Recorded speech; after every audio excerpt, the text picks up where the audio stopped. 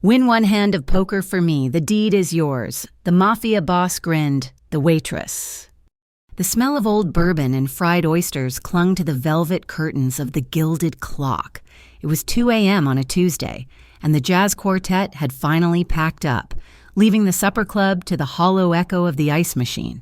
Port Granite, a hard-shouldered industrial city on the lake, was asleep, but Mara Ellison was wide awake.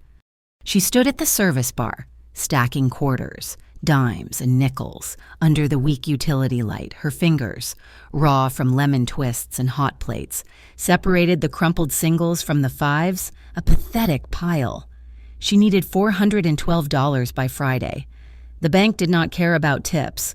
The bank only cared about the foreclosure notice taped to her mother's front door.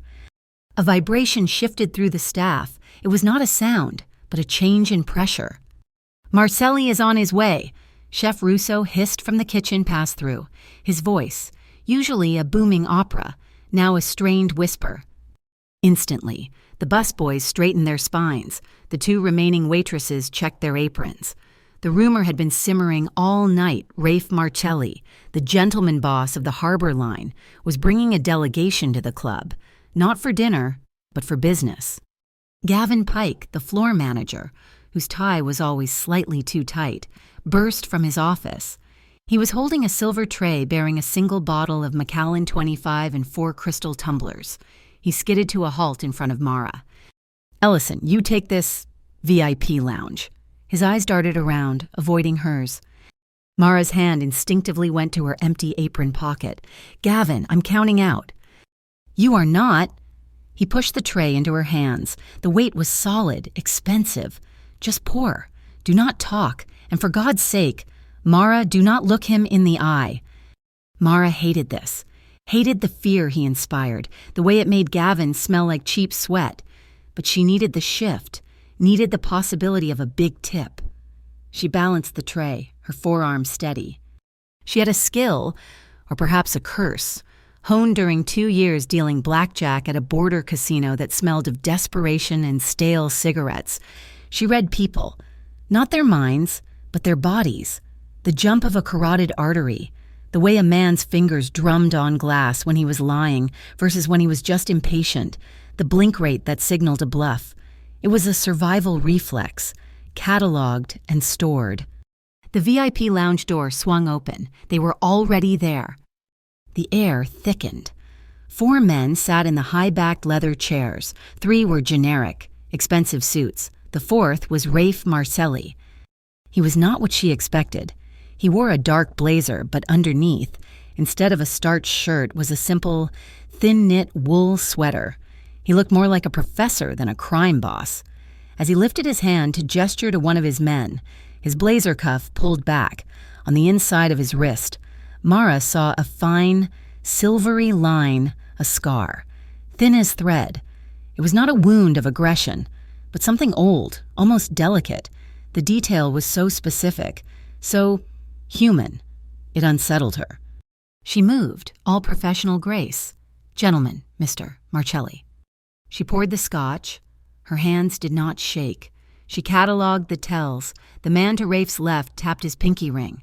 The one across kept his feet flat on the floor, a soldier's posture. Rafe himself was still, his pulse a calm, steady beat visible in his neck.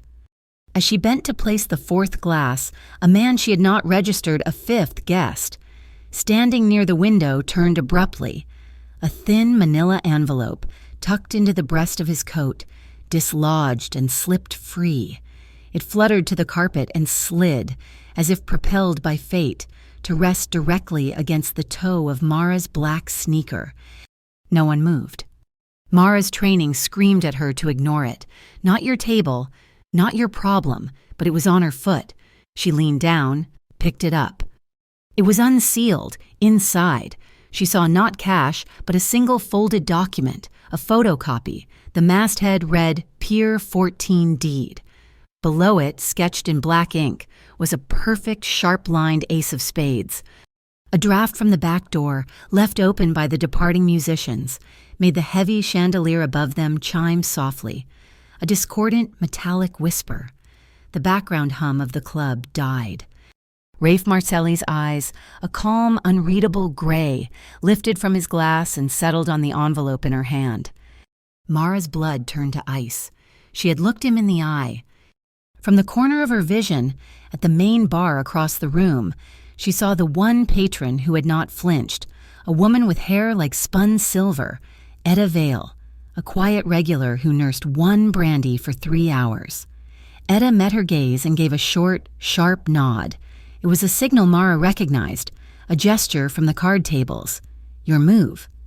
The reflex was instant. Unconscious, Mara's free hand, resting on the service tray, found a stray sugar packet. Her thumb and forefinger turned it sideways on the tray.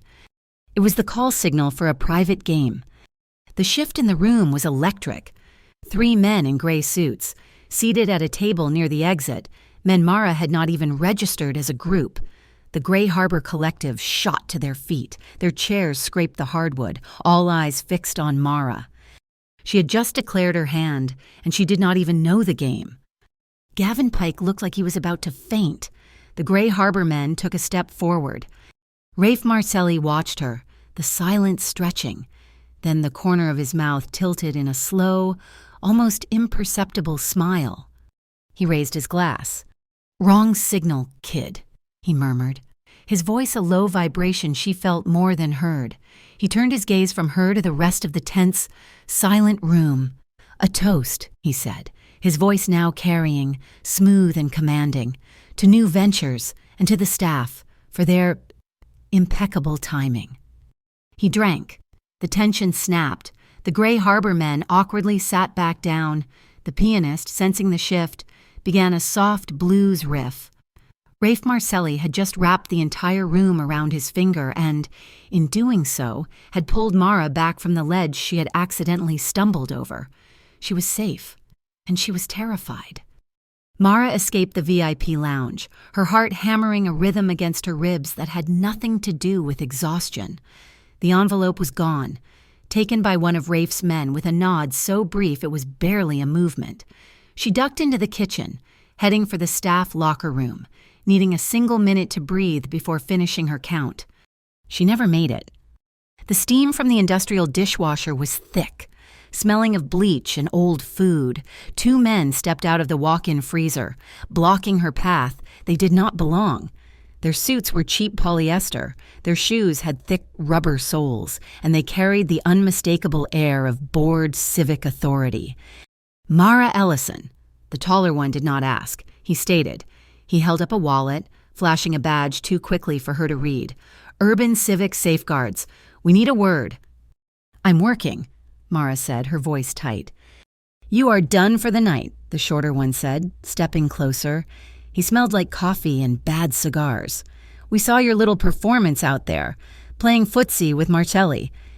"I did not," she snapped. "You are going to," the tall one said. He leaned against the stainless steel counter, crowding her. "Rafe Marcelli is skimming from the port. We know it. He's using Harbor Line assets to move stolen goods. We need tangible proof." "What does that have to do with me?" "You are going to get it," the shorter one said. He produced a small, foil-wrapped packet. "You are going to plant this in his office, his car, wherever you get the chance. It is a tracker, marked as stolen from a UCS inventory. It will tie him directly to a theft from us." Mara looked at the packet, then at their smug faces. "No." The tall one sighed. 388 South Maple. Your mother's house. The bank takes it Friday at noon. Sad story." Mara's breath hitched. "How did you—" "We do our homework," the tall one said. He pulled out a tiny object. It was a small, enameled flower, a service pin, just like the one on her uniform. "You wear this. It has a microphone. You do what we say. In return, a call is made. The foreclosure is frozen, indefinitely." The air left her lungs. They were offering her mother's house, her only goal, in exchange for a man she had only just seen.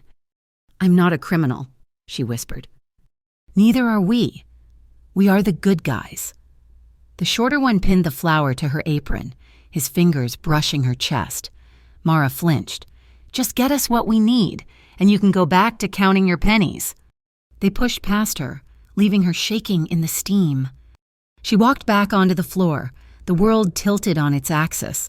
The tiny flower pin felt like it weighed 1,000 pounds. She grabbed a leather bill clip, but her hand was trembling so violently she could not close the clasp on the check. Here.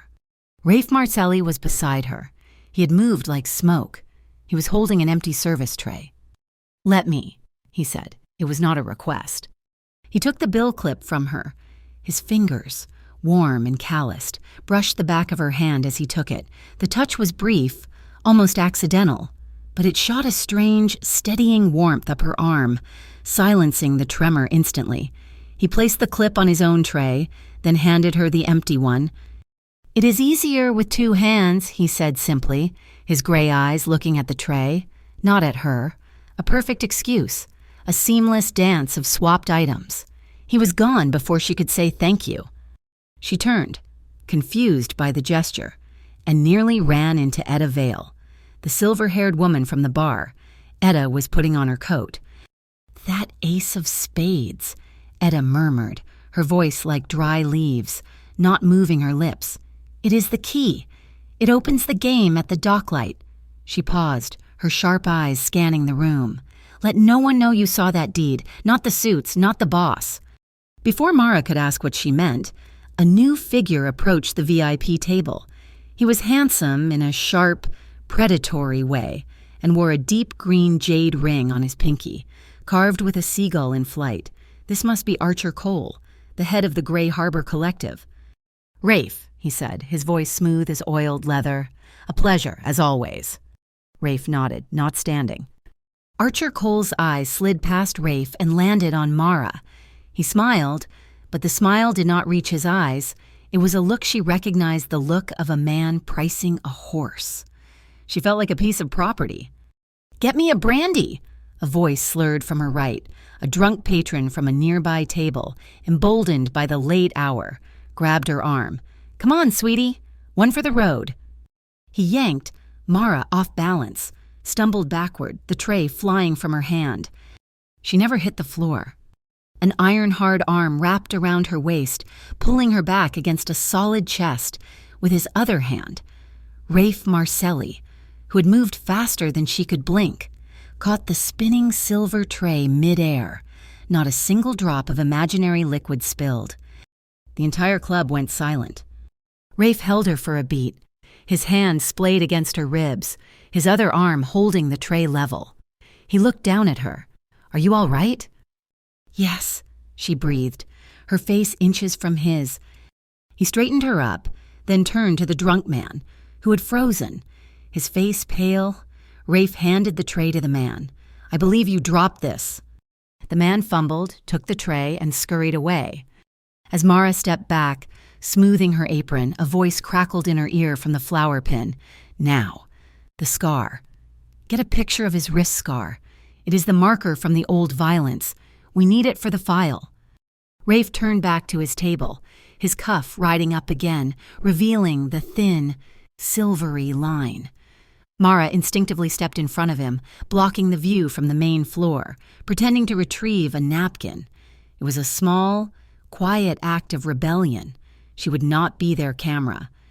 Archer Cole laughed, a dry, unpleasant sound. "Always the rescuer. Rafe, speaking of property, about Pier 14. Rafe sat. "What about it?" "My collective is prepared to make a final offer," Archer said. "It is not for sale." Everything is," Archer said, leaning in. "But in the interest of good sportsmanship, let us settle it. That pier will change hands, one way or another. How about over a public poker game at the docklight?" Mara watched Rafe. He did not look at Archer. He was watching the bandstand, where the staff was stacking chairs. His gaze, however, seemed to be on her. "When you hear the bell break," he said to her, his voice barely audible, "go to the back door." As if summoned by his words, a busboy, clumsy with fatigue, knocked over the heavy brass service bell from the host stand. It hit the hardwood floor with a loud, shattering crack. Mara did not hesitate. She ran. She pushed through the kitchen doors, past the loading dock, and burst into the alley. A vintage Buick, black as midnight, was idling at the curb. The back door was open. It was not an invitation. It was a command. She slid into the back seat, and the door closed with a heavy, satisfying thunk, sealing off the alley's chill. The car pulled away smoothly, the engine a low purr beneath her feet. The cabin was warm and smelled of old leather and something faintly spicy, like sandalwood. Rafe Marcelli was in the front passenger seat, not the back. A driver she did not recognize was behind the wheel. No one spoke. The city lights of Port Granite smeared past the tinted windows, painting the interior in shifting strokes of neon and shadow. Mara's hands were still locked in a vice grip in her lap. The enameled flower pin felt like it was burning a hole through her apron. Rafe turned slightly in his seat. He was holding a dark gray, heavy-knit wool scarf. "You are cold," he stated. He passed it back to her. She reached for it, her fingers clumsy. His hand met hers as she took the scarf, his skin warm and slightly rough against her own. It was just a brush of knuckles, lasting no more than a second, but an electric current, sharp and unexpected, raced up her arm and settled at the base of her neck. She pulled the scarf into her lap, the wool soft and retaining his warmth. They drove for several minutes, the only sound the rhythmic ticking of the turn signal as they navigated the empty industrial streets. "How much?" Rafe asked, his voice calm. "Do you hate being used as bait?" Mara looked at his silhouette. He was not looking at her, but straight ahead, giving her the courtesy of not being watched. His eyes were not scanning her, judging her, or demanding an answer. He was just listening. The simple, direct question broke something in her. The terror of the last hour, the weight of the foreclosure, the oily pressure from the UCS agents, it all rose in her throat. "My mother's house," she said, her voice shaking but not breaking. "They know about my mother's house. The bank is seizing it on Friday. The men in the kitchen. From UCS. They said they would freeze the foreclosure if I planted something on you, a tracker, and wore a wire." She confessed it all into the warm, dark space. The words tumbled out, stark and ugly. She expected him to yell, to be cold, to tell the driver to pull over and throw her out. Rafe just nodded slowly. He did not touch her pain. He did not offer solutions or threats. He simply let her words hang in the air, and his silence became a strange, unexpected sanctuary. He let her finish, and when she was done, the quiet that returned was not empty, but heavy with acknowledgement. The Buick slowed, turning onto a dark, tree-lined street called Larch. It pulled up to a small, unassuming brick bungalow, the only one on the block with its lights off. "We are here," the driver said. Rafe got out and opened her door. The night air was cold again. "Will you go in first?" he asked. "Or shall I?" He was giving her the choice, giving her control over the threshold. "I will," she said, her voice small. He walked with her to the door, unlocked it, and pushed it open. He stood back, letting her enter the dark hallway first. He followed, closing the door behind them, and the sound of the deadbolt sliding home felt final. He flipped a switch. The light filled a small, clean kitchen. It was dated, with yellow countertops and wooden cabinets, but it was spotless. Mara leaned back against the counter, the adrenaline finally leaving her, making her knees weak. They were standing close, too close for a kitchen this small. The air was charged, their breath mingling in the warm, yellow light, his cool from the outside air, hers hot and shaky. "The scratch on your cheek," he said, his voice low. She had forgotten. The drunk patron had snagged her with a ring. Rafe lifted his hand, slowly, giving her time to pull away. He did not touch her with his palm, but with the back of his hand, his knuckles gently tracing the curve of her cheekbone, purposefully avoiding the raw scrape. His gaze was intense, tracing the line of her jaw, and for a fractional moment, his eyes dropped to her lips. Just as quickly, they returned to her eyes. He was holding a boundary. But Mara was tired of boundaries being set for her, tired of being pushed, pulled, And used, this man had saved her twice tonight, had listened to her, and had not treated her like a pawn. She made the choice. Mara lifted her hand and placed it on his shoulder. She could feel the hard, coiled muscle beneath his blazer and the thin wool of his sweater. She felt him inhale sharply, his body tensing at her touch. She leaned in. It was a slow, deliberate kiss. It was not violent or demanding, but it was deep. His lips were firm and warm, tasting faintly of scotch in the cold night air. For a second he was still surprised, and then he responded. His free hand came up, not to her face but settled firmly on her waist, pulling her flush against him. It was not a gesture of possession but of anchoring. She felt the steady, powerful beat of his heart against her chest, or perhaps it was her own.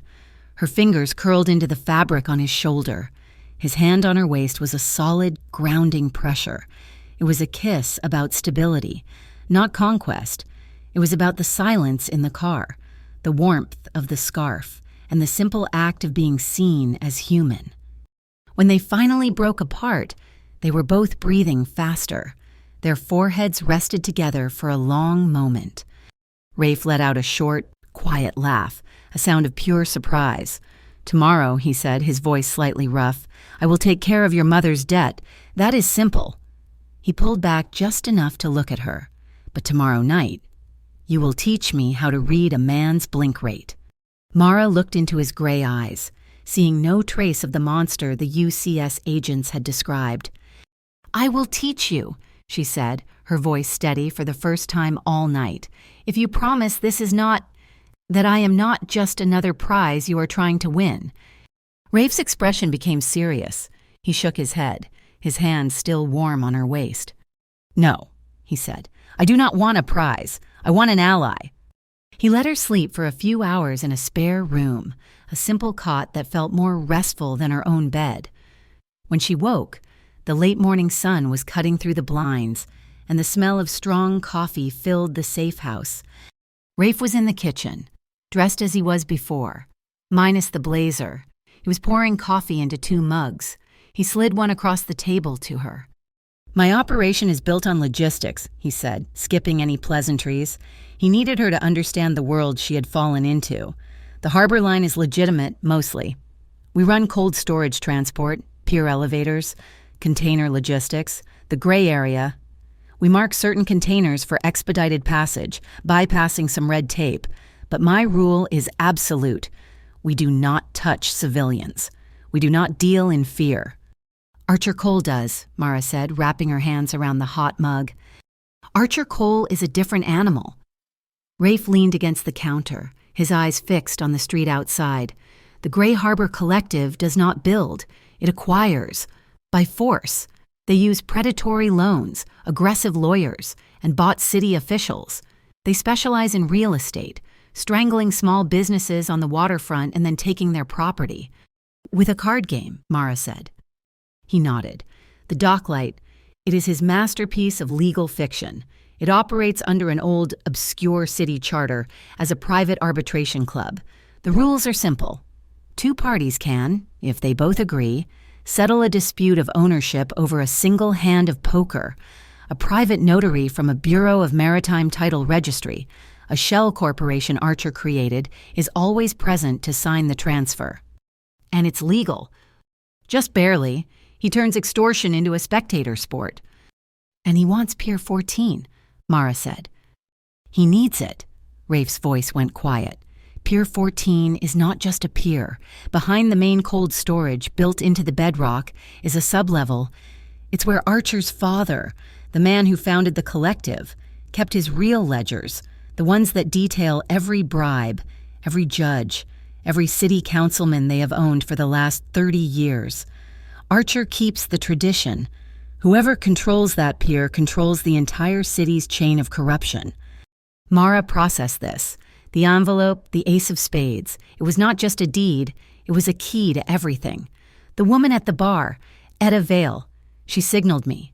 She knew about the ace. A rare, genuine smile touched Rafe's mouth. "Etta is the godmother of the port. She holds all the old debts, knows all the secrets. She was running dockside payroll when I was just a kid, still hauling frozen containers in the ice. She saved my life more than once. If Etta signaled you, she sees something in you." "I see things in them, too," Mara said, finding her footing. "Archer, the man with the seagull ring. He has a tell." Rafe turned, his full attention on her. "Go on." "When he was bluffing you at the club, proposing the game, he licked his upper lip, just the right side. It was fast, but it was there. And his men, the three in gray who stood up, they twist their rings when they are nervous. It is a group tell. They are not as solid as they look." Rafe studied her, a new respect in his eyes. He walked to a desk in the corner and came back with a small, leather-bound notebook. He handed it to her. She opened it. It was not words, but a strange code. T-click, pause, click, Louboutin on terrazzo, equal sign. Approaching threat, unhurried. Glass on wood, highball, no coaster, equal sign. Nervous, first meet. Music tempo, +2, BPM, equal sign. Covering argument in back room. "I cannot read eyes like you," Rafe said, "but I listen. I catalog the rhythm of the room. The entire city has a heartbeat. You turn sight into data. I do the same with sound." Mara looked up from the book, a plan beginning to form in her mind, a way to combine their skills. Across town, in a sterile office high-rise, acting director Bryn Mallory of the Urban Civic Safeguards was ripping off her headset. She'd been listening to the entire feed from the enameled flower pin, which Mara had left on her apron, now hanging on a hook in the safe house bathroom. The audio was clear. "He is training her," Bryn said to her two agents, her voice triumphant. "He called her an ally. This is better than we hoped." She paced, her mind racing.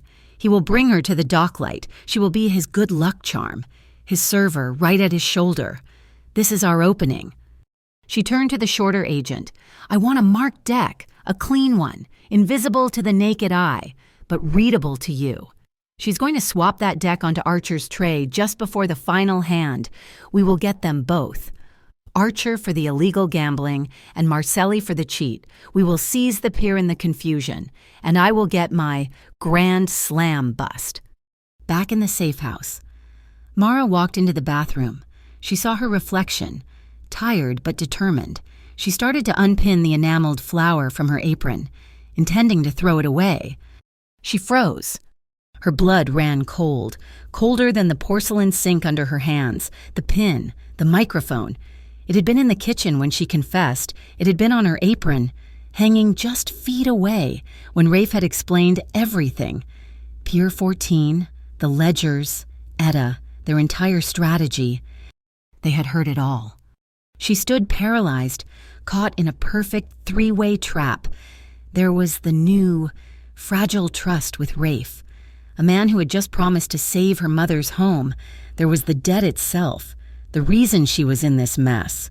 And there was the cold, hard leverage of the UCS, an organization that now knew everything and would not hesitate to crush her to get what it wanted. The night before the game was a furnace of focused preparation. The small safe house kitchen, which had felt claustrophobic, transformed into a laboratory for human tells. "A bluff is not just a lie, it is a performance," Mara explained, her voice steady. She was back in her element, the fear replaced by analytical coldness.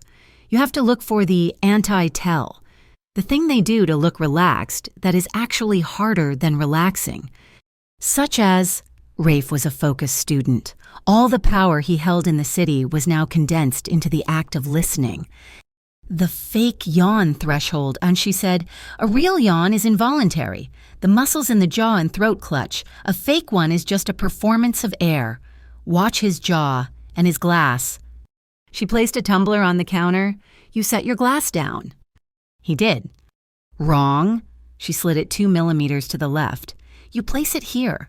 It cuts off his peripheral view of your left hand. It forces him to turn his head, not just his eyes, to see if you are checking your cards. You force him to make a move." He nodded, absorbing it. "Now you," he said, his voice low. "Your hands. You cannot tremble. Not once." "I know. Give me your hand." She hesitated, then put her hand in his. He did not just hold it. He turned her, guiding her hand, and slipped it into the side pocket of his blazer as he put the jacket on. "If you are standing behind me," he said, "this is your anchor. Put your hand in." She did. It was instantly, shockingly intimate. His body heat enveloped her fingers through the thin lining. She was standing pressed against his side, her arm locked to his body. "I will move," he murmured. "You move with me. We have to be one person. We need a rhythm." He shifted his weight, and she moved with him. It was a slow, shuffling circle in the tiny kitchen. Not a dance, but something more fundamental. She could not tremble when she was anchored to him. "The club music is always 4/4 time," he said.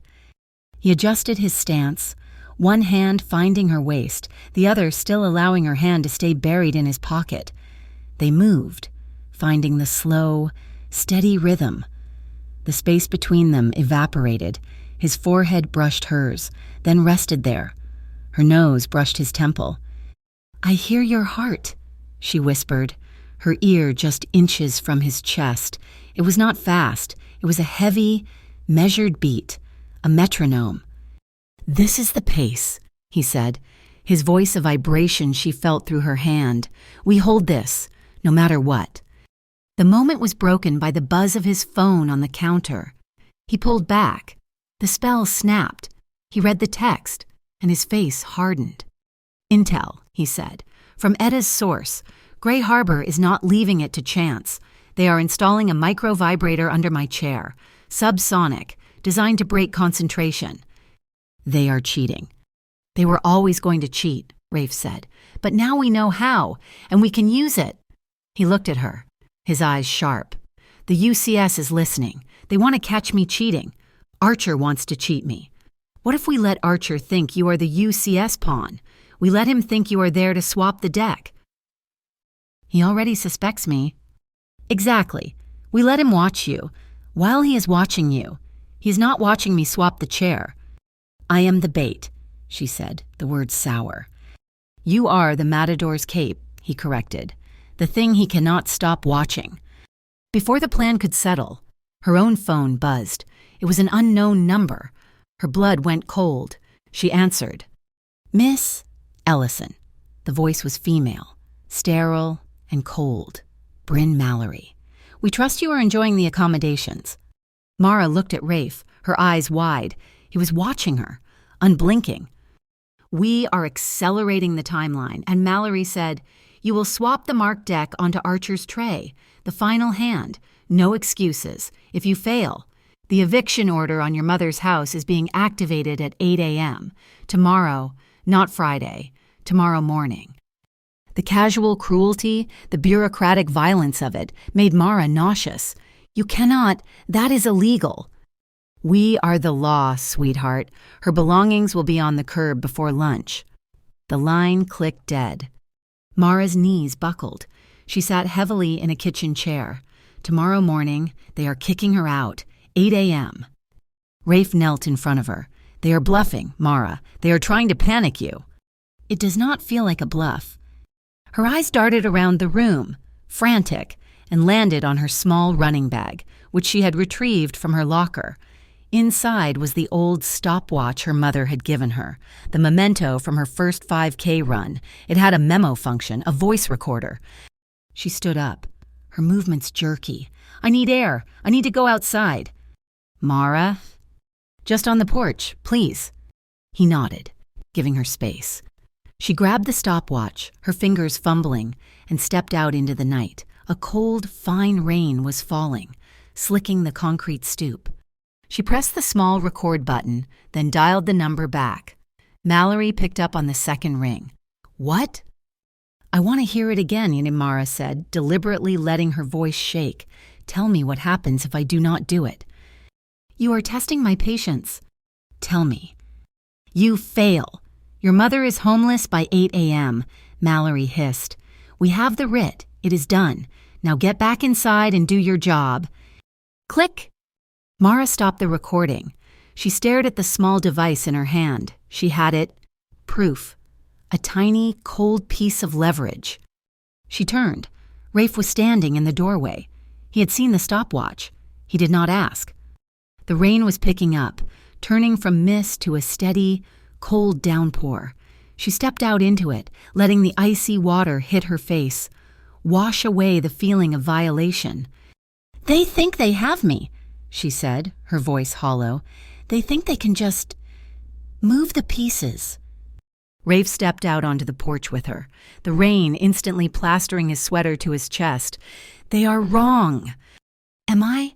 She looked at him, rain dripping from her hair, her anger rising. "I am still the girl counting quarters. I am still terrified of losing that house." "Good," he said. She stared at him, baffled. "Good. It means you are fighting for something real, not just the pier, not for me, for her." He was not trying to fix it. He was validating the entire terrified mess of her, the tension of the night, the fear, the strange intimacy of their training. It all crested. She grabbed the front of his sweater, her knuckles brushing the hard plane of his chest, and pulled him forward, crashing her mouth against his. This was not the gentle kiss from before. This was a raw, ignited spark in the middle of the storm. His surprise lasted only a heartbeat. He responded, his hands coming up, one tangling in her rain-soaked hair, the other gripping the back of her neck, holding her steady. It was a deluge. His lips were firm, demanding, and she met his pressure, her fingers digging into his shoulders.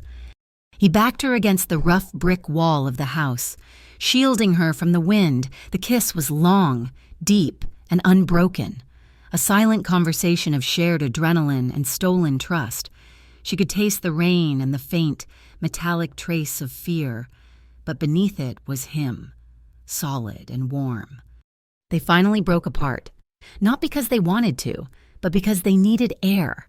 They stood forehead to forehead, chests heaving, their breath pluming in the cold night. A quiet, breathless laugh escaped him. He leaned in, his lips brushing the shell of her ear as he whispered, "I do not need you to choose me, Mara. Just do not choose your fear." A car pulled up, its headlights cutting through the rain. It was Etta Vale. She emerged, holding an umbrella, and walked up to the porch. She glanced at their soaked forms and raised a single silver eyebrow, but said nothing of it. She held out her hand to Mara. In her palm was a small, heavy piece of metal, an ace of spades, crafted from dark, polished steel. "This was the first card ever played at the docklight," Etta said. "It is a token of intent.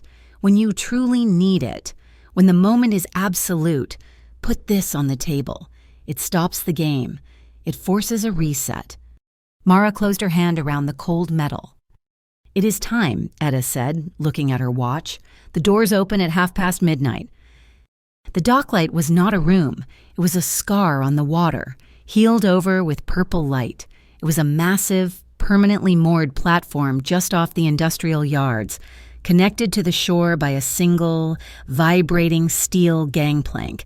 The air inside smelled of low tide, expensive cigars, and rust.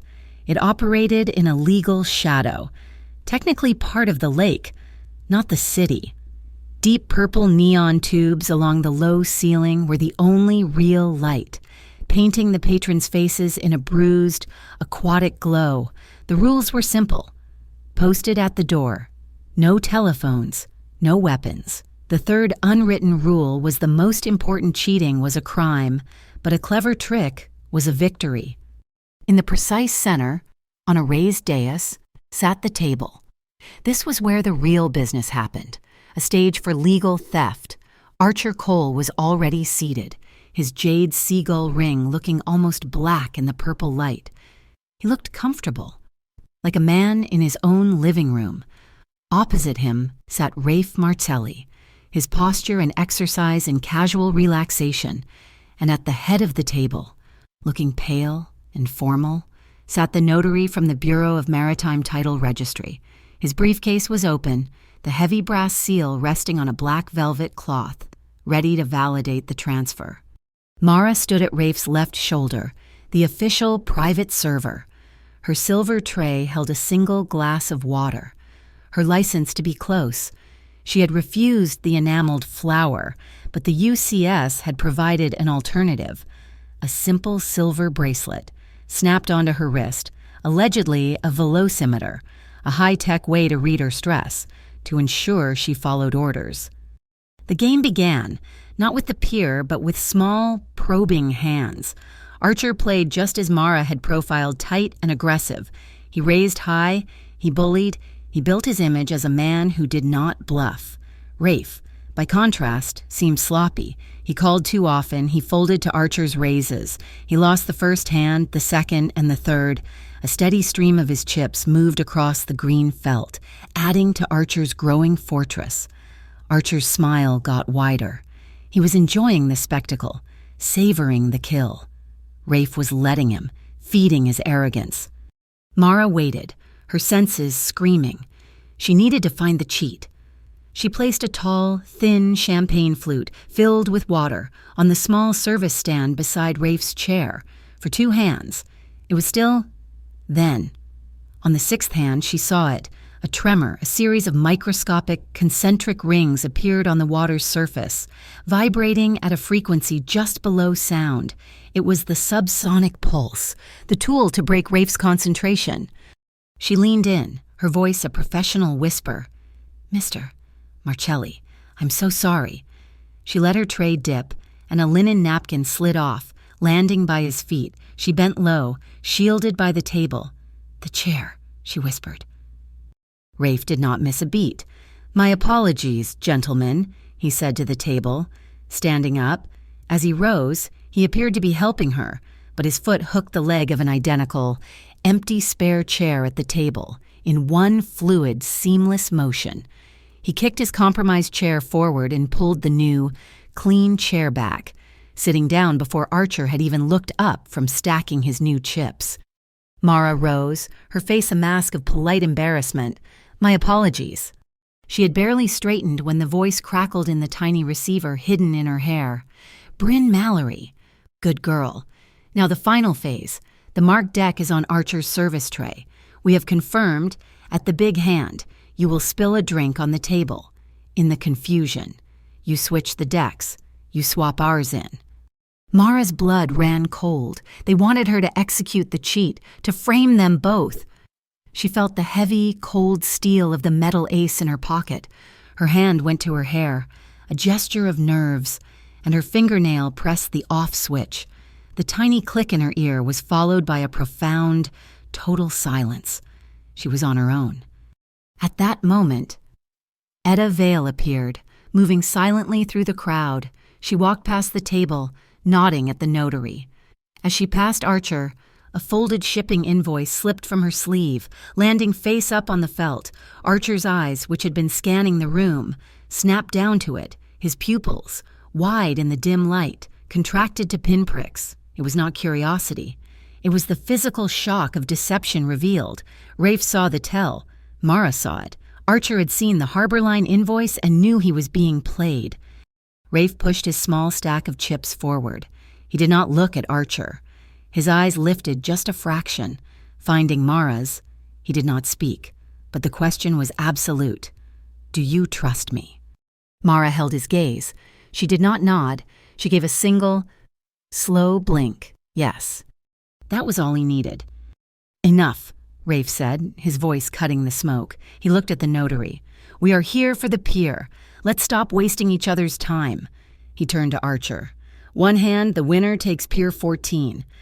Archer, still rattled by the invoice, laughed, but it was brittle. "You do not have the chips to cover that, Rafe." "I do not need them," Rafe said. "The pier is the stake. One hand, all or nothing." The notary cleared his throat, his eyes darting to Archer. Archer nodded, his arrogance returning. "Fine. One hand."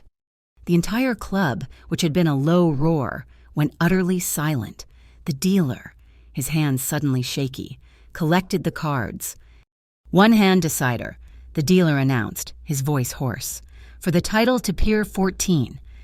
As the dealer began his final, precise shuffle, Mara stepped forward. She reached into her apron pocket and drew out the solid, heavy, steel ace of spades.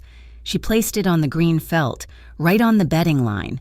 It landed not with a click, but a deep, resonant thud. It was not a card. It was a anchor. The game was locked. The challenge was set.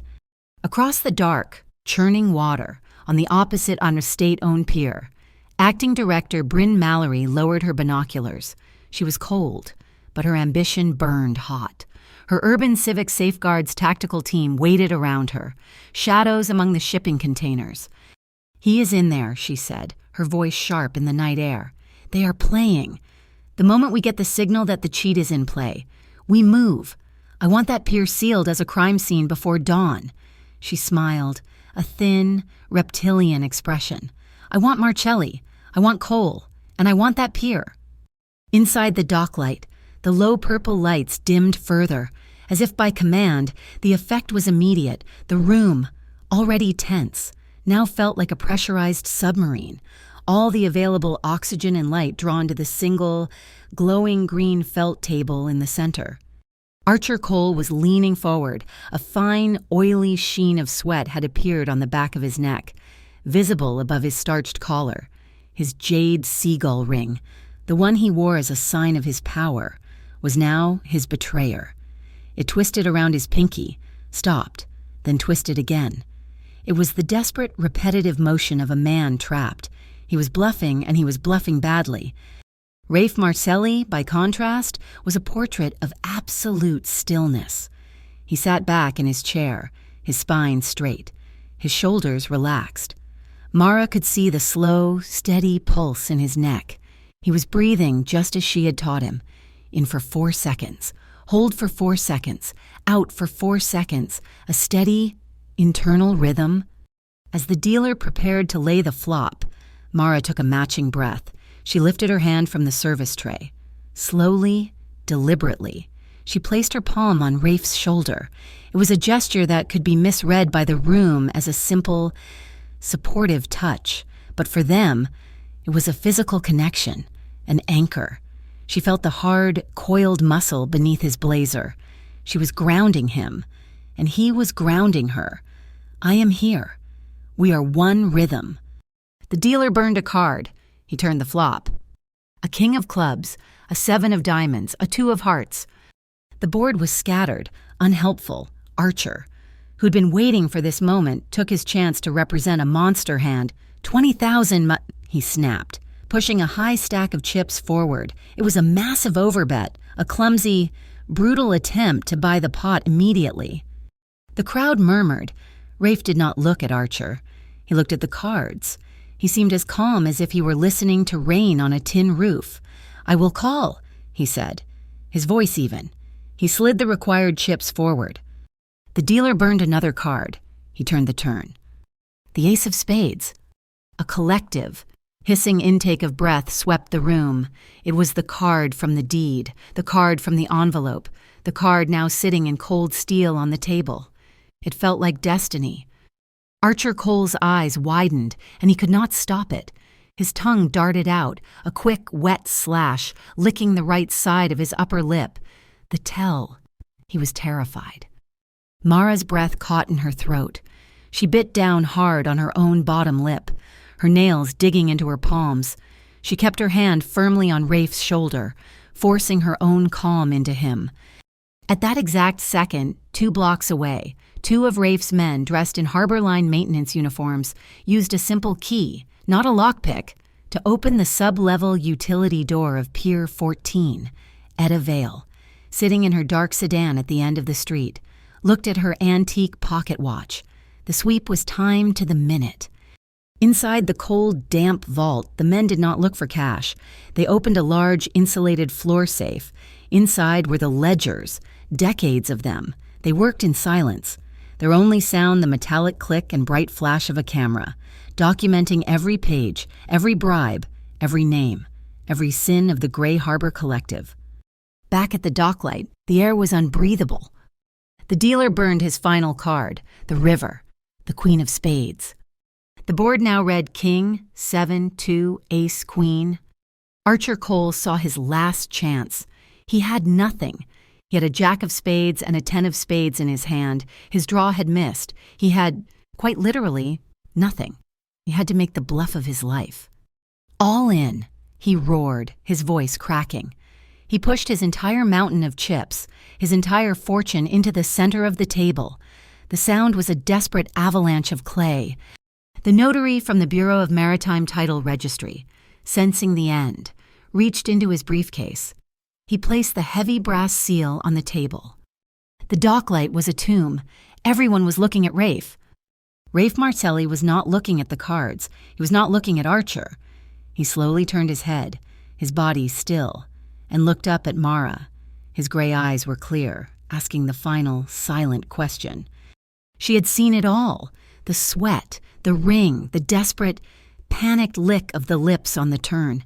He was screaming his weakness. She met Rafe's gaze. She gave one sharp, definitive nod. He is empty. Rafe turned back to the table. "I call," he said. The words were quiet, but they cut through the room like a blade. He turned over his cards, the ace of diamonds, the queen of diamonds. Archer Cole's face collapsed, a mask of total ruin. He stared, uncomprehending. He flipped his own cards over in a gesture of pathetic defeat, the jack of spades, the 10 of spades, a busted draw, ace high. Rafe's two pair, aces and queens, had hit on the river. A single, unified gasp. Archer Cole had lost. He had bluffed his entire empire away. The notary, pale but professional, pulled the Pier 14 deed forward. He uncapped his pen. He signed. He took the heavy brass seal, lifted it, and with a heavy, final thud, he embossed the paper. "The transfer is complete, men," the notary announced, his voice trembling. "Title to Pier 14 is awarded to Mr. Marcelli." A cheer started to erupt from the back, but it was strangled in its cradle. The heavy steel doors of the gangplank burst open. Slamming against the walls, bright white floodlights bleached the purple room, turning everyone into stark, terrified silhouettes. "UCS!" A voice screamed over a bullhorn. "Nobody moves!" Bryn Mallory stepped onto the platform, her face a mask of absolute triumph, her tactical team swarming in behind her. "Arrest them all!" The tactical floodlights bleached all the color from the room, turning the purple velvet and green felt into a stark, gray and white photograph of a crime scene. Bryn Mallory stood in the center, a shark that had just breached the water. "This entire proceeding is contaminated," she announced, her voice ringing with authority. "This was a collusive action to transfer assets under criminal duress.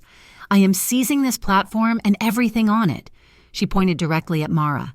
"And I am arresting you, Miss Ellison, for obstruction and conspiracy." Two UCS agents, their faces hidden behind black balaclavas, moved toward her. Rafe did not move, but his body became a wall, shielding Mara's side. "Wait!" Mara's voice was not loud, but it cut through the silence. She stepped out from behind Rafe. Her hand dove into her apron pocket and came out with the small, silver stopwatch. "What is that, a toy?" Bryn sneered. The docklight, for all its illicit reputation, had a state-of-the-art sound system.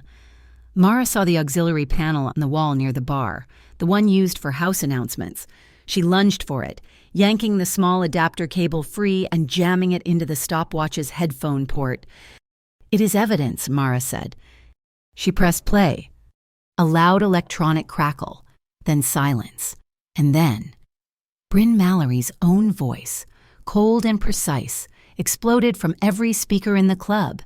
"We are accelerating the timeline. You will swap the marked deck. Subit. If you fail, the eviction order on your mother's house is being activated at 8 a.m. Tomorrow, Saturwanis." The room, held in a paralysis of fear, now became a tomb of stunned silence. The recording continued. Every patron, every dealer, and every single one of Bryn's own UCS agents hearing the raw, illegal threat. "Her belongings will be on the curb before lunch." Bryn's face, a mask of triumph seconds before, collapsed. "Turn it off, that is doctored, turn it off now." But the recording played to its end, clicking into silence. In the back shadows, near the exit, Etta Vale lowered a heavy, old-fashioned satellite phone. She had not been watching the game. She had been uploading. The photographs of Archer Cole's black ledgers were now simultaneously in the hands of the Port Granite Times and the encrypted server of the Port Ethics Authority. "You are under arrest," Bryn shrieked, her voice cracking, her authority evaporating. She grabbed for Mara, abandoning all pretense of procedure. "You are assaulting a federal officer. You are—" She was cut off, not by Rafe, but by his voice. He stepped forward, his body moving like a panther, and took Mara's hand, lacing his fingers through hers. "Director Mallory," Rafe said, his voice a calm, cold counterpoint to her hysteria. "She's not assaulting anyone. This woman is a protected witness." He scanned the room, his gaze landing on the notary. "She is, as of 5 minutes ago, a registered confidential informant for the Port Ethics Authority."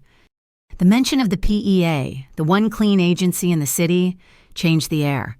It was a checkmate. While all eyes were on the standoff, Archer Cole made his move. He slid away from the table, his chair whispering on the carpet, and darted toward the kitchen exit. He was 2 feet from freedom when 2 massive docklight security guards, who had been neutral observers all night, stepped out of the alcove. "Sir," the first guard said, his voice utterly flat, "House rules. The transaction is not complete until all parties are safely escorted out. You were found to be in violation of the club's charter. You must remain." Archer slammed his fist against the door, trapped. At the main table, the UCS agents were looking at each other, their weapons lowered. They had heard their commander threaten a civilian's family. They had heard the PEA invoked. They were soldiers, but they were not Bryn's private army. "I gave you an order," Bryn screamed at them. "Stand down, Director," one of her own men said, his voice grim. Rafe, in a gesture of profound non-violence, released Mara's hand. He walked to the notary's table. He picked up the signed, sealed deed and the keys to Pier 14. He did not pocket them. He turned to the pale, terrified notary. "Please hold these in escrow," he said calmly, "pending certification from the PEA. We will do this by the book." He had won, and he was giving the victory to the process. Mara stepped forward, her shoulders shaking but her voice strong. She looked at the UCS agents. "I'm not a criminal. I am a waitress. Your boss used my mother's life to force me into this. I was caught between 2 sides, so I chose a third one. I choose justice, not violence." "That is enough," Bryn roared, her hand flying to the holster on her hip. "You are all—" "Bryn Mallory." The voice was new. It came from the gangplank. 2 men in immaculate gray suits stood where the tactical team had been. They were flanked by 4 new UCS officers, their uniforms identical save for a single gleaming gold eagle patch on the shoulder. The Civic Oversight Wing, Internal Affairs. "You are under arrest," the lead agent said, his voice holding no emotion, "for the coercion of a civilian witness, conspiracy to commit fraud, and abuse of federal authority." As her own Internal Affairs Division cuffed her, Bryn Mallory looked stunned. The agents who had been with her all night refused to meet her gaze. They simply stepped back, making a path. The oversight agent nodded to the docklight security holding Archer. "Detain Mr. Cole. The PEA will be here in 5 minutes to pick him up." The tactical lights were gone, the heavy, oppressive white light vanished, and the club was plunged back into its soft, conspiratorial purple glow. The silence was absolute. The standoff was over. The guns were being holstered. Then, from a corner table, a woman laughed. It was a short, sharp sound of pure, unadulterated relief. Someone else let out a long, shaky breath. A glass clinked. The room, which had been braced for a massacre, did not explode into gunfire. It erupted into 1,000 quiet sounds, a nervous cough, a chair scraping, the low, rising murmur of a storm that had just broken. Dawn was breaking over Port Granite, painting the industrial gray sky with strokes of bruised purple and cold, watery gold. The wind off the lake was sharp, smelling of diesel and damp steel. Mara stood on the flat roof of the Pier 14 warehouse.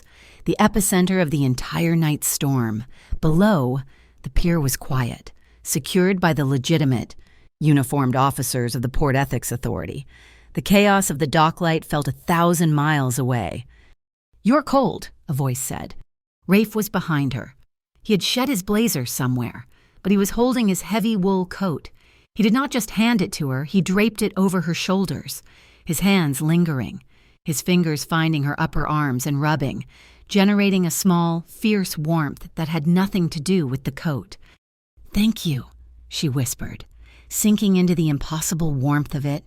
It smelled like him, sandalwood and the faint, cold night air. They stood in silence for a moment, watching the city wake up. "So, what now?" Mara asked, her voice almost lost in the wind. "Am I one of yours, a piece you won?" He turned to face her, his hands still resting on her arms, his gaze serious. "Is that what you think this was a prize?" "I do not know what it was," she said honestly, the adrenaline finally gone, leaving only a vast, trembling exhaustion. "I know I have a name.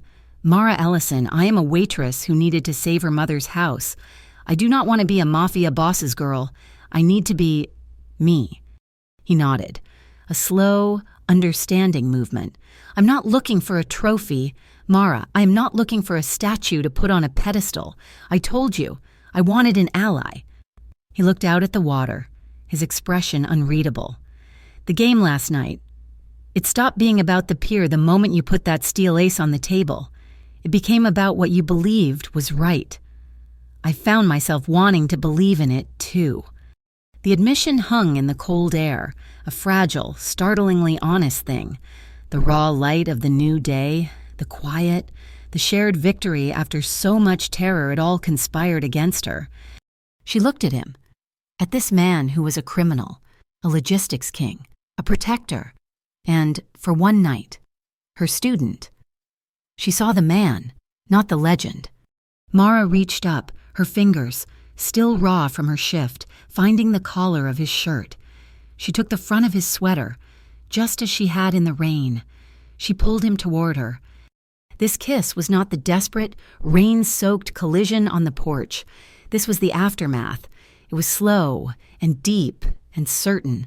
His hands found her waist, his fingers lacing together at the small of her back pressed against the warm, rough-sawn wood of the roof's utility shed. Her other hand came up, her fingers tangling in his hair. It was a kiss of profound relief. She tasted coffee on his breath and the salt of the lake air on his skin. His heart was hammering against her chest, a fast, uncontrolled rhythm, so different from the measured beat at the safe house. The pace quickened, a flare of the fire from the night before, a recognition of the spark that had been burning under the surface. Then, just as quickly, it slowed, becoming something else, a promise. A pair of seagulls cried out, a sharp, lonely sound breaking the dawn. They pulled apart, but only by inches. Their foreheads rested together. His eyes, no longer guarded, smiled into hers. She leaned her head against his chest, her ear finding the new, steadier rhythm of his heart, the anchor. He held her, his chin resting on the top of her head, one hand stroking her hair. He bent and pressed a soft, warm kiss to her forehead, a gesture not of possession, but of protection. "Your name is clear." They both turned. Etta Vale stood at the roof's access door, holding a small, metal box. She walked toward them, her own coat collar turned up against the wind. "I just spoke with the PEA," Etta said, her voice crisp. "Your mother's house is secure. The debt was reallocated to the city as part of Bryn Mallory's restitution fund. It is paid in full." Mara felt tears, hot and sudden, well in her eyes. "Thank you." "Do not thank me," Etta said. She opened the metal box. Inside, on a bed of faded velvet, was a set of old-fashioned keys and the newly stamped deed to Pier 14. She lifted the heavy paper and the keys and placed them, not in Rafe's hand, but in Mara's. "The title is in your name. You are the proprietor." Mara stared at her, stunned. "What? No, Rafe won." Rafe was watching her, a small, genuine smile playing on his lips. "I won the hand," he said, his voice a low, teasing rumble. "But I was thinking it all night. Win one hand of poker for me. The deed is yours." Mara let out a small, teary laugh, the tension of a lifetime breaking. "I won, but we won." "So, what now, boss?" Rafe asked her, his eyes dancing. She looked at the keys in her hand, then at the sprawling warehouse beneath her feet, and finally at the port. Waking up for a new day. "This is not ours," Finmara said, finding a new, stronger voice. "It belongs to the port. We make it clean. We turn it into the Sunrise Cold Food Station, a real one, a non-profit. We use your trucks, your logistics. But it serves the community. We cut out the dark money for good." Rafe's smile widened. "I knew I wanted an ally." The moment was perfect. Clean as the new morning, it was shattered by the buzzing of Mara's phone. It was the only thing still in her apron pocket. She pulled it out. An unknown number. A new text message. She read it aloud, her voice faltering. "The game is not over." It was not signed, but at the bottom of the text was a single, tiny, text-based icon, a seagull. The public hearing of the Port Ethics Authority was held not in a courtroom, but in a sanitized, beige conference room that smelled of industrial carpet cleaner. It was a place designed to drain the life from any drama, but the air was electric. Bryn Mallory, in a stark gray suit, her face stripped of all authority and replaced with a venomous desperation, was first to testify. The entire operation at the docklight was a setup, she said, her voice sharp. Miss Ellison was a plant by Marcelli to illegally seize assets. The recording she presented was coerced, edited, and invalid. It was a good performance, but the PEA chairman, a man with tired eyes, had the stopwatch recording, the UCS logs, and Etta's photographs. Then came Archer's lawyer, a man whose suit probably cost more than Mara's mother's house. "My client is also a victim," he said smoothly, "a victim of a collusive game. But more importantly, the PEA's entire case rests on the docklight transaction, and we have discovered the docklight's original operating charter, the very one that allows for these arbitrations, is fundamentally invalid." The room stiffened. Rafe, sitting in the front row behind Mara, did not move, but she felt his focus narrow. "How so?" the chairman asked. "The original registration from 1903 was improperly filed. It is a procedural error, but a fatal one. The transaction is void. The deed reverts to my client." A smug silence filled the room. Archer, sitting at the defense table, permitted himself a small, cruel smile. "Excuse me." The voice was thin and reedy. It was the notary from the BMTR, the pale man who had stamped the deed. He had been called as a witness. "That is not entirely correct." The lawyer turned on him. "Are you a legal expert, sir?" "No," the notary said, adjusting his glasses. "But I am an expert on the charter. You are right, the registration was flawed, but the addendum, filed in 1904, which is valid, corrects it." "And what does this addendum state?" the chairman asked, leaning forward. The notary swallowed. "It states that, in the event of a public dispute regarding the charter's validity, the dispute must be settled in the manner of the club's founding." He looked down, deeply embarrassed. "It must be settled by a single hand of poker, played in public." The room dissolved. Reporters laughed. The chairman banged his gavel. "This is a hearing, not a casino." "It is, sir," the notary said, his voice gaining a desperate strength. "It is a binding clause. If you invalidate the transaction without this final step, you will be in violation of the charter. Archer Cole will be able to sue the city and the PEA, and he will win." The chairman, seeing the trap, looked at his own legal counsel, who nodded grimly. The ancient, absurd law was a legal knot. "For the sake of absolute transparency," the chairman announced, his voice heavy with distaste, "the PEA will honor this clause. This one hand will finalize the matter, and its result will be legally binding. It will be played here, now." A moment, Archer's lawyer said. The game was between my client and Mr. Marcelli. But Mr. Marcelli has been identified as a party of interest in a separate investigation. He cannot be allowed to benefit from a game he instigated. He is right, the chairman said. Mr. Marcelli is barred from playing. A unified gasp. Archer was smiling. He had just been handed a default victory. No, Mara said, standing up. The deed is not in Mr. Marcelli's name. It is in mine. The chairman looked at his papers. She is correct. Mara Ellison, proprietor. Then you will play Miss Ellison. Rafe stood, turning to her. The entire room, the lawyers, the agents, faded away. He put his hands on her shoulders, just as he had on the roof. He leaned in, and his voice was a low, steady rumble just for her. Win one hand of poker for me. The deed is yours, he said, the words now a shared, spoken promise. The chairman moved the hearing to the site of the dispute itself, Pier 14. A card table was set up on the loading dock, the late afternoon sun turning the lake to molten gold. The entire community had come. Dock workers, waitresses from the Gilded Clock, fishermen, all stood in a silent circle. Etta Vale appeared at Mara's side. He cannot give you his luck, she murmured, but you can use this. She pressed the cold, heavy, steel ace of spades into Mara's hand for the anchor. Mara sat, Archer sat opposite her, the seagull ring glinting. You should have stayed a waitress, sweetheart, Archer whispered, loud enough for the first row to hear. He was trying to manipulate the crowd, to paint her as a pawn. You are in over your head. Mara said nothing.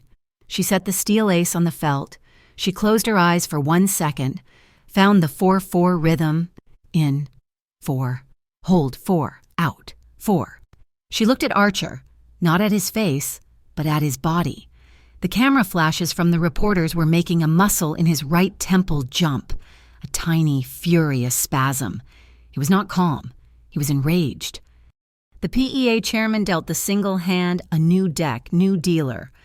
Mara looked at her cards, a pair of 9s. Archer looked at his and instantly bet half his stack. Mara called. The flop 10, 9, jack. Mara had hit a set, 3 9s, a monster. She kept her breathing steady, her face a mask of polite indifference. Archer bet again, a larger amount, Mara called. The turn a second 10. The board was paired, 10, 9, jack, 10. This was a dangerous card. Her full house, 9s full of 10s, was now vulnerable. If he had a jack, he had a better full house. If he had a 10, he had quads. All in, Archer said, shoving the rest of his chips. This was it. Mara looked for the tells. He was not licking his lips. He was not twisting his ring. He was sitting perfectly still, staring at her, a predator's smile on his face. He looked, for all the world, like a man who had the nuts. But Mara was not looking at his hands or his mouth. She was looking at his eyes. She watched his blink rate. 1, 2, and a tiny, fractional pause. A 0.2 second hesitation before the third blink. A momentary freezing of the muscles. It was not the confidence of a man who had won.